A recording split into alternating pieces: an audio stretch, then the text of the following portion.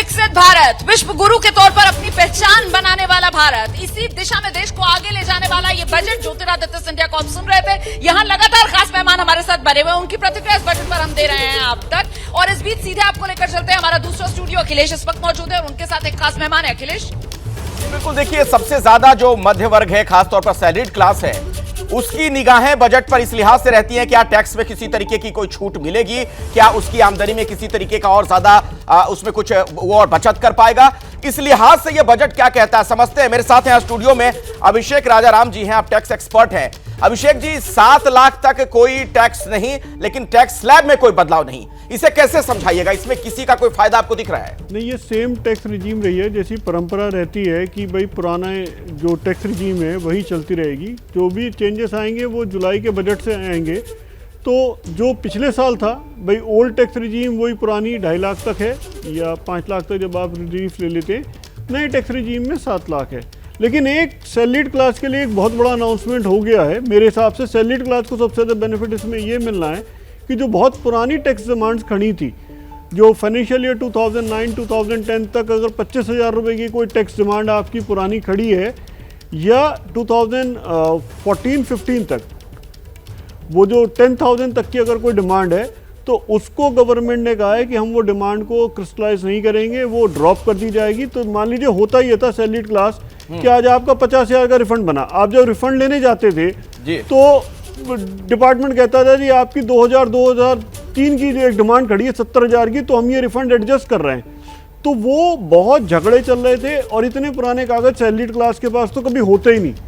आप यकीन मानिए सैलरीड क्लास के पास 4-5 साल पुराने कागज होना भी बड़ा मुश्किल है। कई बार होता है सैलरीड आदमी नहीं, सैलरीड क्लास इन कागजों को बहुत संभाल कर भी रखता है अभिषेक जी। वैसे नहीं सर, वो कई जगह कहीं और जॉब 2-3 स्टेट्स में जॉब कर ली, वो मसला नहीं है। मैं ये आपसे जानना चाह रहा हूं कि क्या जुलाई में फिर कुछ सैलरीड क्लास उम्मीद करें, जो लोग इनकम टैक्स देते हैं हर बजट से लगभग उन्हें निराशा ही होती है, लेकिन क्या जुलाई वाले बजट पे कुछ उम्मीद करेंगे? फुल फ्लेज बजट तो जुलाई में ही आना है। इस बजट में तो चेंज वैसे भी नहीं हो सकता था।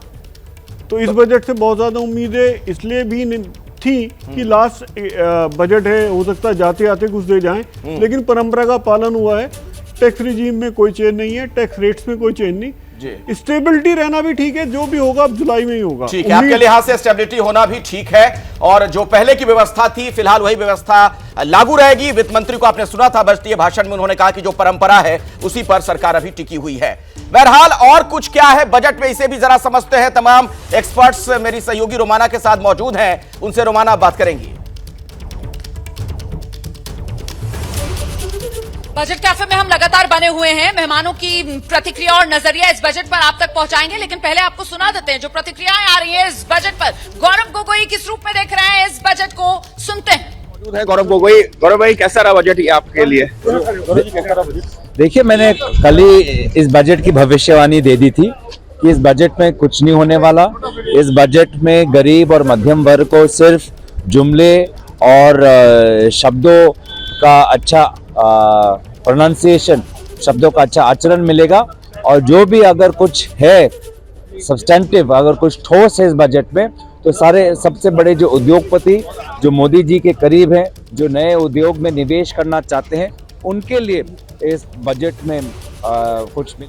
तो आप सुन रहे हैं किस तरीके से कांग्रेस की तरफ से सिर्फ और सिर्फ नकारात्मक तौर पर ही इस बजट को देखा जा रहा है। ज्यादा कुछ दिया नहीं है सरकार ने इस बजट पे, आंकड़ों की बाजीगरी तक भी नजर नहीं आ रही है। इस तरीके के बयान यहां पर सामने निकल कर आ रहे हैं। और जल्दी से राजीव जी से लेते हैं जरा उनकी प्रतिक्रिया। क्या लगा आपको इस बजट में खास क्या है?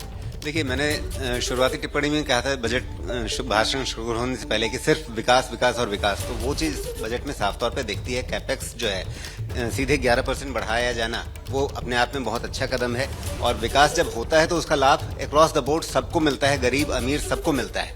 और दूसरी चीज जो बाजार को पसंद आनी चाहिए, अभी नहीं तो देर सवेर वो उसे रीएश्योरेंस मिलेगा, जो फिस्कल डेफिसिट को लेकर के एक अच्छा पाथ वापस हमें दिख रहा है कि कम से कम 4.5% 25-26 तक हो जाएगा। अगले साल के लिए 5.1% का टारगेट है। इस साल भी नियंत्रण में है, 5.8% है। ये सब आंकड़े वैसे बोरिंग लगते हैं, लेकिन इनका बहुत महत्व होता है अर्थव्यवस्था के लिए। और अच्छा हुआ इसीलिए आपने आंकड़े बता दिए। आपने जो कहा है कि रीअश्योरेंस बाजार को मिलेगा, लेकिन फिलहाल शेयर बाजार की अगर मैं बात करूं तो वहां पर ना नकारात्मक ना सकारात्मक, मतलब कुल मिलाकर एक तरीके से वो जो स्ट्रेट लाइन होती है ना, सीधी लाइन, उस हिसाब से बाजार बढ़ता हुआ नजर आ रहा है। फ्लैट एक तरीके से बाजार चल रहा है। और यहां पर अलग अलग सेक्टर्स के लिए इस बजट में डॉक्टर साहब हमारे साथ मौजूद हैं, फेलिक्स हॉस्पिटल के चेयरमैन डीके गुप्ता जी, जरा उनसे जानते हैं हेल्थ सेक्टर के लिए आपको क्या लग रहा है? कोई बड़ा ऐलान सर्वाइकल के लिए जिस तरीके का वो वैक्सीन की बात सरकार की तरफ से कही गई?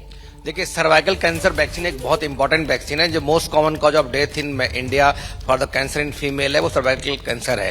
तो कहीं ना कहीं इसके लिए एक जो सरकार ने ऐलान किया कि 9 से 14 साल की जो बच्चियां जो हैं उनके लिए cervical cancer vaccine free of cost लगाई जाएगी, या उस पर कुछ बड़ा ऐलान होगा।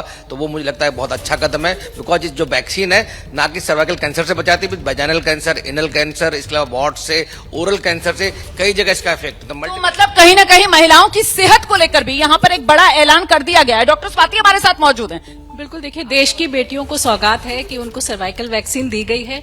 और वहीं मैं कहूं तो देखिए, मैटरनिटल जो हेल्थ है उसके बारे में भी बात करी गई है, तो उस वर्ग की महिलाओं को भी इंक्लूड करा गया है। और वहीं आंगनबाड़ी और आशा वर्कर्स को भी अब आयुष्मान भारत के दायरे में लिया गया है। ये एक बहुत बड़ी सौगात है जो महिलाओं के हर वर्ग को दी जा रही है। और अगर हमें स्वर्णिम भारत और स्वस्थ भारत की कल्पना जो हम कर रहे हैं, जो हमारा एम है, वहां तक पहुंचने के लिए प्रिवेंटिव हेल्थ को ही पुश देने की जरूरत है, और वही किया जा रहा है। ये बहुत अच्छा। महिलाएं और महिलाओं की सेहत को लेकर यहां पर खासतौर से फोकस। और बीजेपी